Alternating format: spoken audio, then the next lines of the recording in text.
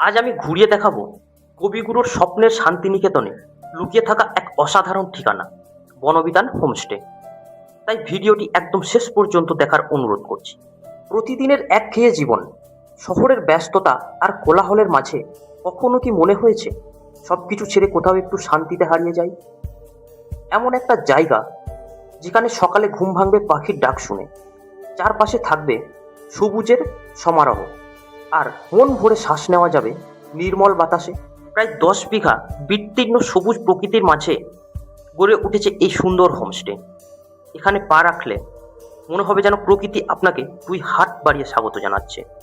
চারিদিকে উঁচু গাছ, ফুলে ভরা বাগান, খোলা আকাশ, আর এমন এক নীরবতা যা আজকের দিনে সত্যিই বিরল। বনবিতানের সবচেয়ে বড় আকর্ষণীয় ব্যাপারটি হলো এটি কোপাই নদীর ধারে। পাখির কিচিরমিচির ডাক আর প্রকৃতির অপূর্ব সৌন্দর্য সব মিলিয়ে সময় যেন এখানে থমকে দাঁড়ায়। শান্তিনিকেতনে সেই শান্তির পরিবেশ একমাত্র এখানেই পাবেন। ভোরের আলো ফুটতেই চারিদিকে পাখির কলতান, সকালে 1 কাপ চা হাতে সবুজের মাঝে বসে থাকা, কিংবা বিকেলে কোপাই নদীর ধারে হাঁটতে হাঁটতে প্রকৃতিকে অনুভব করা, এই ছোট্ট ছোট্ট মুহূর্তগুলো হয়ে ওঠে জীবনের সবচেয়ে সুন্দর স্মৃতি।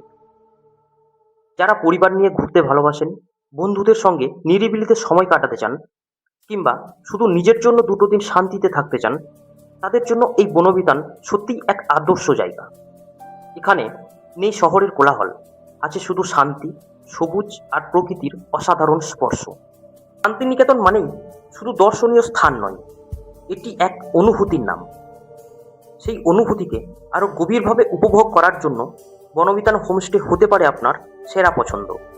তাই যদি সত্যিই নিজের মনকে একটু বিশ্রাম দিতে চান, প্রকৃতির কাছে ফিরে যেতে চান, আর কয়েকটা দিন শান্তিতে কাটাতে চান, তাহলে একবার অবশ্যই চলে আসুন শান্তিনিকেতনের বনবিতান হোমস্টেতে।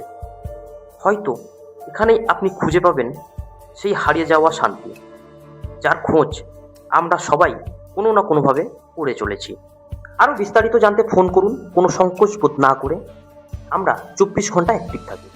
কন্ট্যাক্ট নাম্বার স্ক্রিনে ও ডেসক্রিপশনে দেওয়া আছে।